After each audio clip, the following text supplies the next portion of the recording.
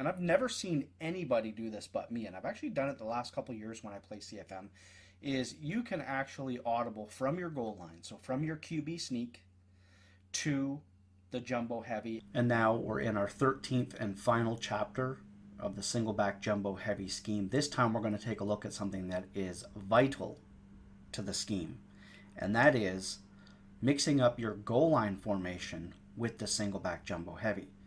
What I do is when I pick a goal line play, as soon as I break the audible, I audible to jumbo heavy to make them think that I initially called a play out of the jumbo heavy. Regardless of that, it doesn't matter. When I pick a play out of goal line or jumbo heavy, my opponent never knows what formation I've come out in. The personnel is identical. So because he gave us QB sneak twice, we took it. We ran hurry up to make sure that we got the same defense. And then once he was ready for it, we just audible quickly to the halfback sting. So again, I call any play out of the goal line formation. For me, it's going to be QB sneak in short yardage situations, the fullback dive in short yardage situations. Then we can audible to the sting and to the dive. As you can see here, I come out in a goal line fullback dive. I quickly audible to jumbo and then do that little motion just to see if he makes any quick moves, sudden movements, some changes with his defense or anything like that. And once I see that the defense is favorable for us for the fullback dive, I just reset the play and then quick snap the fullback dive. Now, when I first started running this scheme way back in September or even August, I played a million games against one particular friend, and he played it so much as I was labbing it and trying to figure everything out. He actually had really, really good defense for the jumbo heavy formation. I'm talking about a blitz that absolutely screamed, and it was so unique. I'm not sure, no one's even come close to running anything similar to it since. But his one downfall was that all I had to do was come out in the fullback dive, in goal line of any sort, or audible down to goal line, and just gash him with the sting, with the dive, with the fullback dive.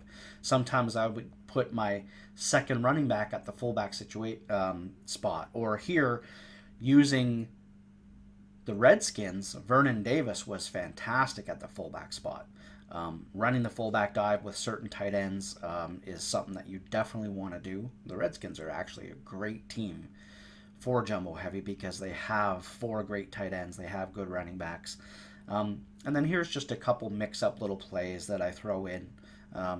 Just wanted to show you guys. This is basically my miscellaneous video. So you absolutely want to be taking advantage of the goal line.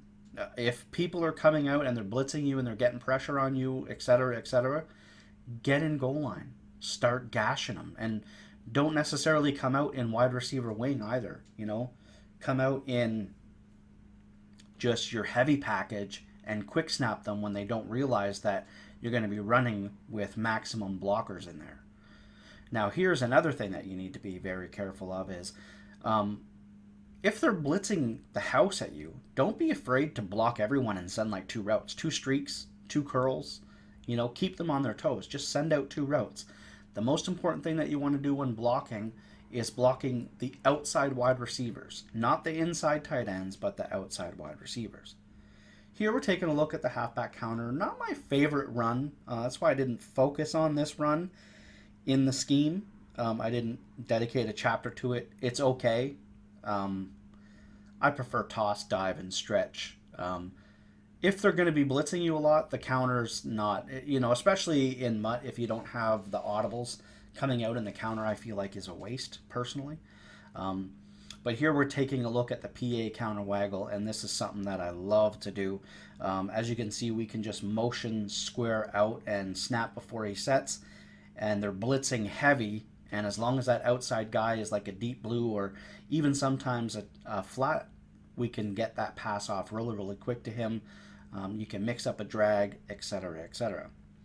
And finally, unfortunately, I did this so many times and I somehow deleted a lot of the gameplay. But when we run the halfback dive and we motion that wide receiver into the backfield and he acts like a fullback, like this, all we have to do is put him on a wheel route. Once we do and we motion him back, he stays on the wheel route. So I had a ton of gameplay footage showing these, and it was so glitchy. But unfortunately, I only have a couple, but you guys get the idea. You absolutely want to mix that into your scheme. I hope you guys really enjoyed this, and I'll see you soon.